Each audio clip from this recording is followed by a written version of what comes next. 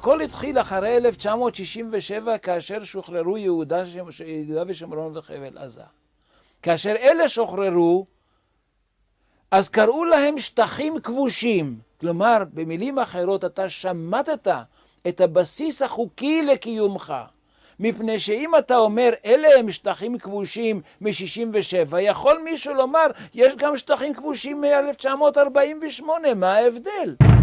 חלקים נרחבים במדינת ישראל עצמה כבר נפלו ברשתה של מלכודת התעמולה הערבית.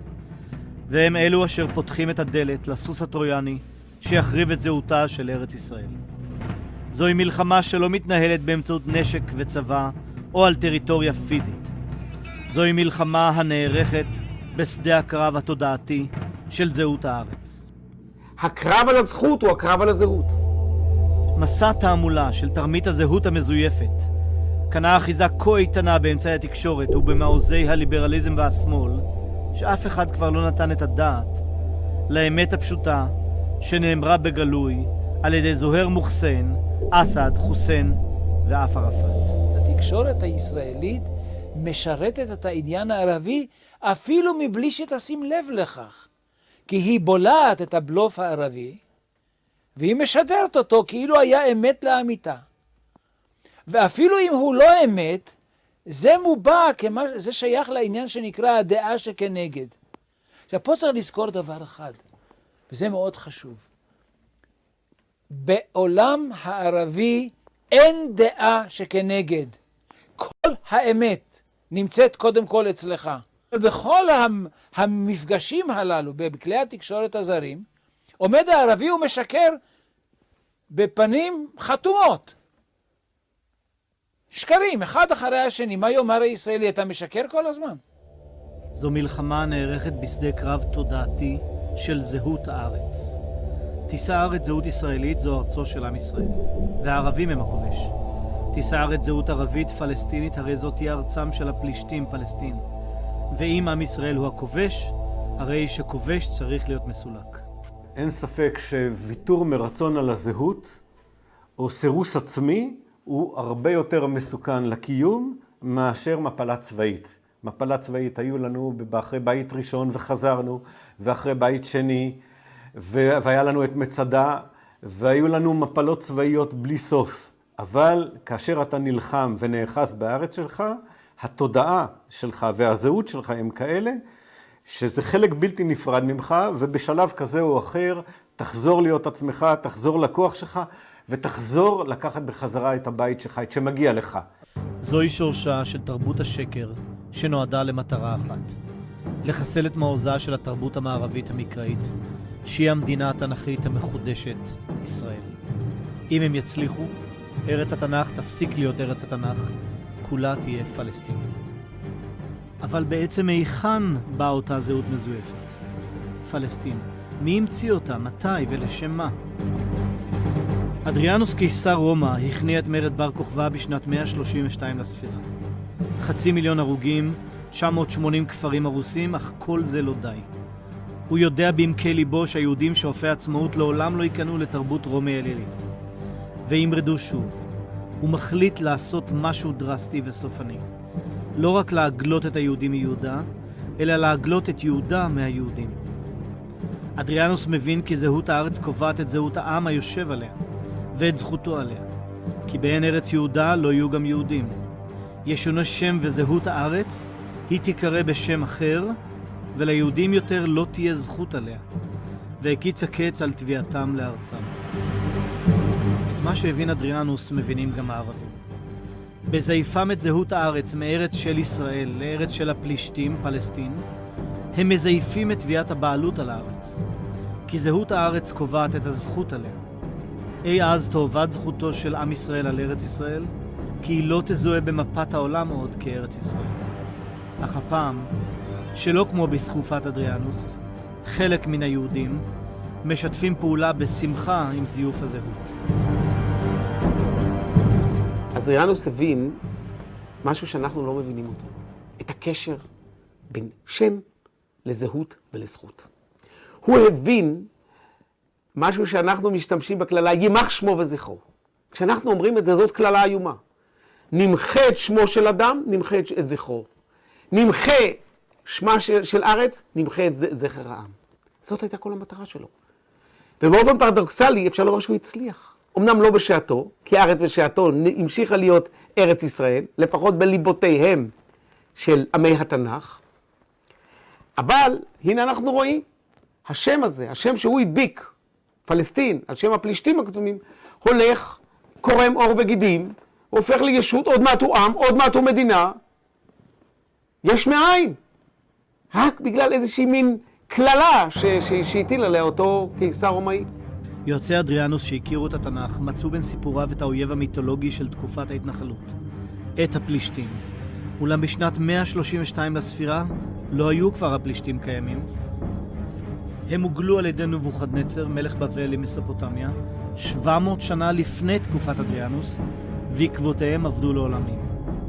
הפלישתים, עם ארי, גבוהים, בהירים, שכונו כך על ידי סופרי התנ"ך, משום ששמם בא להם משורש העברי פולשים זרים. כינוי שהוא בעצם כינוי גנאי. את שמם האמיתי לא נדע לעולם.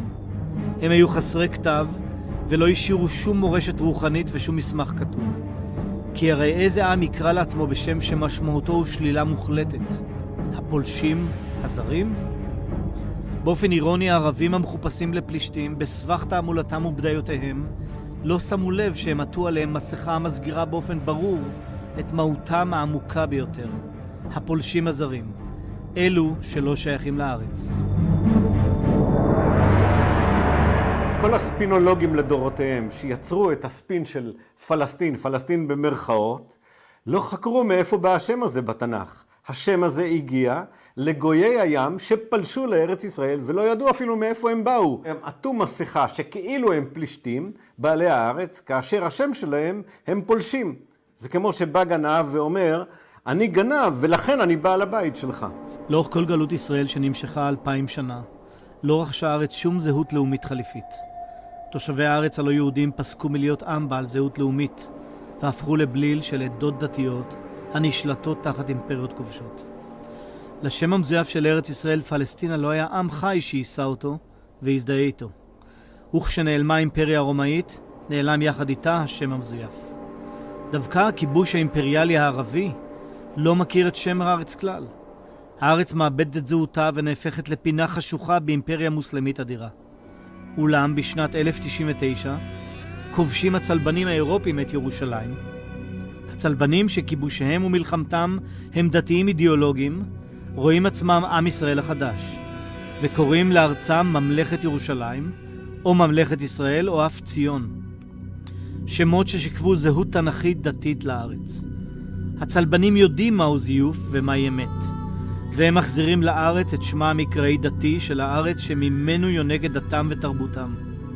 לפלסטין, זיוף של הקיסר אדריאנוס הפגני, אין כל זכר. באופן אירוני, תעמולת הערבים נופלת כמגדל קלפים דווקא עם הכיבוש הערבי-מוסלמי של סלאח א-דין. ב-1187 אחרי מפלת הצלבנים, דרך מאות שנים של ממשלים אימפריאליים, מוסלמים, ממלוכי, מונגולי, חבריתמי ו400 שנים של שלטון טורקי אוטומני, בכל אותם שנים מאז אין זכר למונח פלסטין. מי שקורא את הספרות ההיסטורית הערבית יודע שהמקום לא נקרא ירושלים, ולא נקרא אורשלים, ולא נקרא בית אל-מקדס, בית המקדש, אלא נקרא איליה, כלומר בשם הרומי.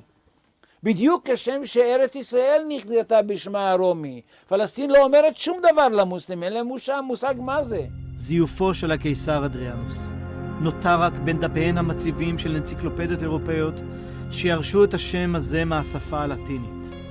אך באופן מוחלט וברור, דווקא באנציקלופדיות אלה שם זה משמש אך ורק בהקשר של זכויות היהודים על ארץ ישראל, כפי שהבינו אותם כל אדם באותה תקופה. באנציקלופדיה בריטניקה מ-1910 נכתב כך: פלסטין שנטבעת בברית הישנה כמורשת העברים לפני גלותם. מורשת העברים כתוב, ולא מורשת הפלסטינים.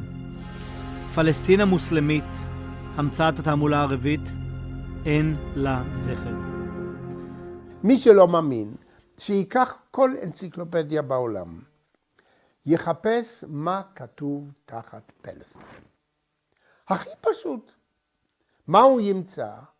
אם הערבים, ה-so called פלסטינים, יש להם קייס, היית צריך לצפות שיהיה כתוב שם פלסטין, מולדת העם הערבי הפלסטיני. אז מה? כל אומות העולם, בכל הגלובוס, בכל אנציקלופדיה, היו שונאי ערבים, שהם הסתירו את העובדה ההיסטורית הזאת. בכל האנציקלופדיות כתוב, אני ראיתי בריטניקה מ-1912 או 13, משהו כזה, שכותבים מולדת ה-ancient Hebrews של העברים הקדמונים בתנ"ך וכך הלאה, ואומרים מהים התיכון עד איזשהו מקום במדבר הסורי, כן? וזהו. כי עוד לא המציאו את העם הפלסטיני. את התשובה הזאת אנחנו לא נותנים. כל אותם 1300 שנים ארוכות שארץ ישראל הייתה כבושה תחת אימפריות מוסלמיות, לא היה ידוע לאף היסטוריון על קיומו של עם פלסטיני. התעמולה הערבית בדמות הבדיה הפלסטינית נופלת כמגדל קלפים דווקא כאשר מאזינים לקולות ערביים אותנטיים עוד משנות ה-40 של המאה ה-20. אפילו ההיסטוריון הערבי הבולט, דוקטור פיליפ חטי, שהתבטא בפני ועדת חקירה אנגלו-אמריקאית בבניין הסטייט דיפרטמנט, כך אמר: אדוני, לא הייתה קיימת פלסטינה בהיסטוריה, בשום פנים ואופן לא. הוא מוסיף פרופסור ג'ון חזם בעדותו לפני אותה ועדה, לפני 1917, כאשר בלפור הצהיר את הצהרתו, לא הייתה מעולם שאלה פלסטינית ולא הייתה כל פלסטינה כיחידה פוליטית או גיאוגרפית. גם מנהיג ערבי מקומי, עבד אל-מהדי, כך הוא אומר: ארץ כזו, פלסטינה, היא מונח שהמציאו הציונים. אין כל פלסטינה בתנ"ך. ארצנו הייתה מאות שנים חלק מסוריה. זה לא היה הבית הלאומי של עם אחד, כלשהו, אלא תחת היהודים. לכן, לא היה לזה לכן, אחרי שהערבים הקימו את האימפריה שלהם, ואחר כך באו ממלוקים, ואחר כך באו חואריזמים, ואחר כך באו מונגולים, ואחר כך בסוף באו הטורקים, 400 שנה, לא היה פלסטין, כלום. לא היה אזור כזה, לא היה, השם נשכח. הוא נשאר רק בשפות האירופיות כזיכרון של המולדת היהודית. כי אחרי זה הוא לא היה מולדת של עם אחר, אף פעם. ובכן, זהו צילום המצב האמיתי ב-1918, בתחילת הכיבוש הבריטי של ארץ ישראל.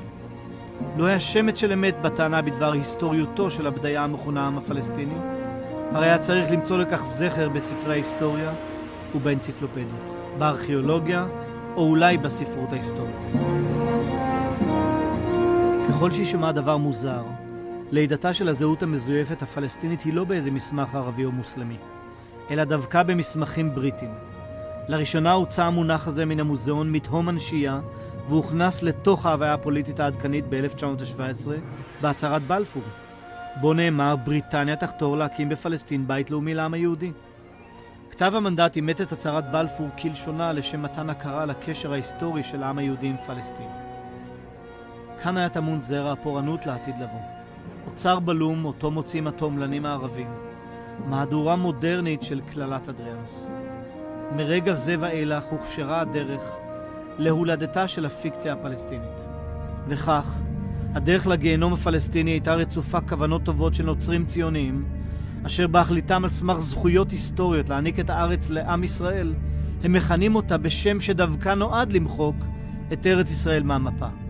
שם שנשא את זרע הפורענות של הבלוף הפלסטיני. כאילו הארץ כולה היא של העם הפלסטיני הגזול, עם עתיק, שורשי, בן אלפי שנים, בדיה כה פנטסטית ומוצלחת, שאף חלקים נרחבים בציבוריות הישראלית נפלו ברשתה. גם כשהערבי מטיח בפניו, בסימפוזיונים, בוויכוחים, בכל זה אתם רפרף, אתם ערב רב, שאיננו בכלל עם, הישראלי לא יאמר אתה בכלל לא קיים כאומה. אתה ערבי, אין שום הבדל בינך לבין ערבי סורי, לא בשפה, לא בדיאלקט, לא בתרבות, לא בדת, לא בלבוש, בשום דבר שבעולם. אין שום יצירה בהיסטוריה פלסטינית. השם פלסטין לא קיים. אתם רק כאשר בריטים החליטו לקרוא למנדט The Mandate of Palestine, והם החליטו לקרוא לזה פלסטיין, כי השם פלסטיין מופיע בהצהרת בלפור, הם התחייבו להקים in פלסטיין בית לאומי לעם היהודי, כי ארץ ישראל נקראת באנגלית פלסטיין, והיא נקראת בצרפתית פלסטיין, ובגרמנית פלסטין, פלסטינה. כלומר, כאשר רצו לדבר על ארץ היהודים, אמרו פלסטינה. העיתונאית והסופרת ג'ואן פיטרס בספרה מאז ומקדם כותבת, הזהות האחת והיחידה שמעולם לא ימצאה האוכלוסייה המקומית לפני מלחמת 1967 היא ערבי פלסטיני. הארץ שבה וזכתה בעצמאותה רק מי שהושב להשם ארץ ישראל. אותו נושאים ראשוני הציונות. אלמלא נשתמרה זהות זו אצל העם היהודי ובליבם של עמי התנ"ך הנוצרים, שהרכיבו את אותו חבר הלאומים, לא הייתה תחייתו הלאומית של עם ישראל מתרחשת. בריטניה וצרפת מנצחות מלחמת העולם קבעו לא רק את הגבולות של ארצות המזרח התיכון, לאחר פירוק האימפריה העות'מאנית, אלא אף את שמותיהן. באופן טבעי יצרו גם את זהותם של העמים בארצות אלו.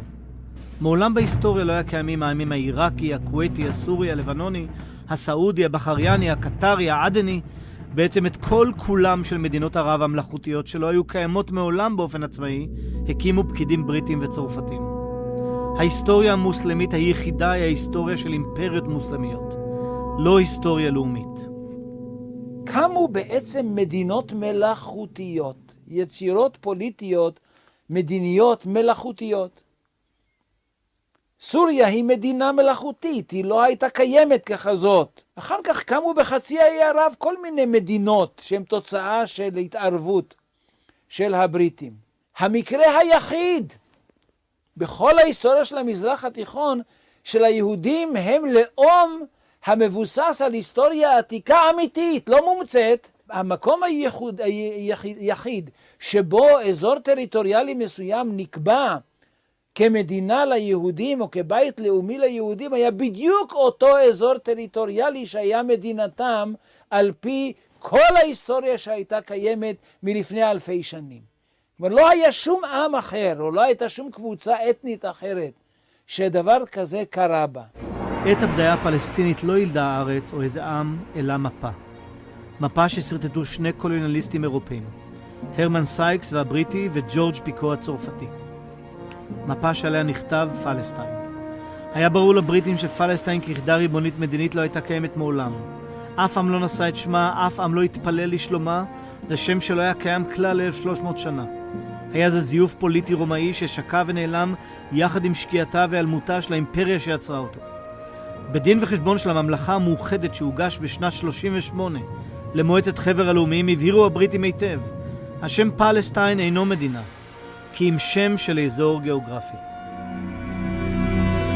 אף אדם לא יכל לעלות בדעתו באותה עת, ב-1917, בזמן מלחמת העולם הראשונה, כי יהיה מי שישתמש בשם פלסטיין, על מנת ליצור זהות תעמולתית מזויפת, עוינת, מפלצת שתחרות על דגלה את השמדת ישראל.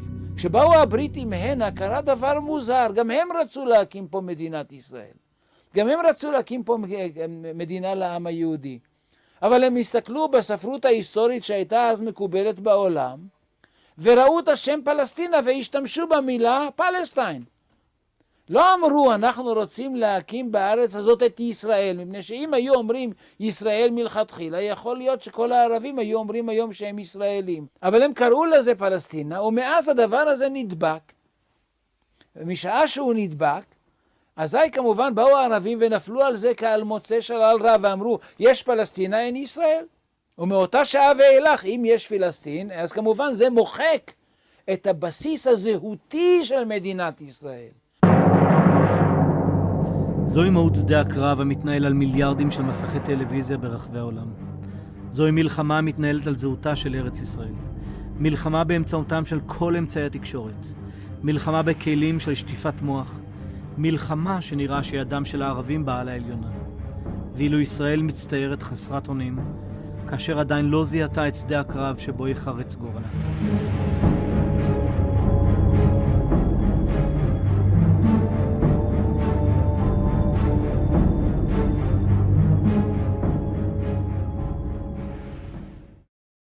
בעוד ישראל מכינה מטוסים וטנקים לשדה הקרב הפיזי-קרקעי של מערכה צבאית, אויבי ישראל מכינים את נשקם למערכה האחרונה, לנעיצת הסכין האחרונה בגבה של מדינת ישראל, שאינה מבינה ואף אינה מוכנה לקרב הזה.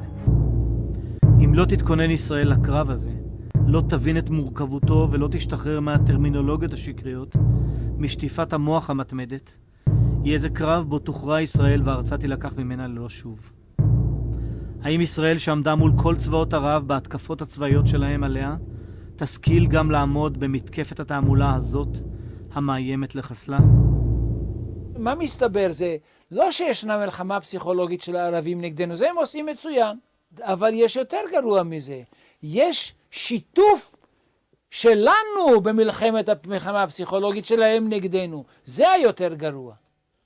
כמו שאתה מצליח לגייס ראש ממשלה, שר חוץ או שרת חוץ, שלנו או של ארצות אחרות, כדי שהוא יהיה שותף שלך במלחמה הפסיכולוגית נגד אויבך, זהו הישג עצום. נראה היום שהקרב כבר כמעט הוכרע. וירוס התעמולה הערבית חדר כבר למערכת העצבים והרס את המערכת החיסונית שעמדה לעם ישראל 2000 שנה. כאשר אפילו ראש ממשלת ישראל ושרת החוץ כבר אומרים שהאינטרס של ישראל הוא להקים מדינה פלסטינית. משמעו שהם אמרו שהאינטרס שלהם הוא שארצו של דוד תהפך לארצו של גוליית. שארץ התנ"ך, מקור התרבות האנושית, תהפוך לארצם של המוסלמים הבאים להחריב את אותה תרבות בדיוק. היש טירוף גדול מזה? היש עוד עם בעולם המתנהג כך? נוצר תקדים שיהודים מגרשים יהודים. איפה נשמע כדבר הזה? לאורך כל הדורות, אם אנחנו הלכנו בגולה, זה מפני שלחמנו נגד מעצמות גדולות, והמעצמות הגדולות האלה גירשו אותנו.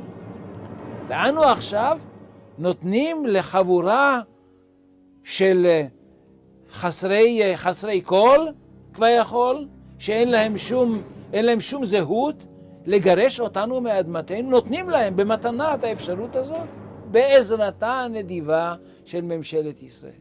וזהו דבר אשר לא קרה בהיסטוריה היהודית אף פעם, ואינני יודע אם זה קרה אי פעם בהיסטוריה העולמית באיזשהו מקום. האם ייתכן כי הושלם מעגל? האם קללת אדריאנוס שלא צלחה 1800 שנה, דווקא בעת שעם ישראל גלה מארצו ואיבד את ריבונותו עליה, תצלח דווקא עם שובו? התהיה זו דווקא ממשלת ישראל שתחיים מחדש את קללת אדריאנוס שעבדה בתהום הנשייה? האם ייתכן שישראל תוכרע ללא ירייה אחת? פשוט תמסור את ארצה לזיוף עלוב, שרלטני, גס ופרימיטיבי? כה ברור ופשוט, תרמית המסתירה את תוכנית החיסול שמכינים הערבים לישראל? הייתכן שמנהיגיה של ישראל עיוורים מראות את הסכנה שבאובדן זהות הארץ? האם דווקא חזון הנביאים שהתגשם עם הקמת מדינת ישראל יביא עמו את אובדן זהותה של ארצו של עם ישראל ותביא להחלפתה בזהות הבדויה של אדריאנוס, פלסטיין?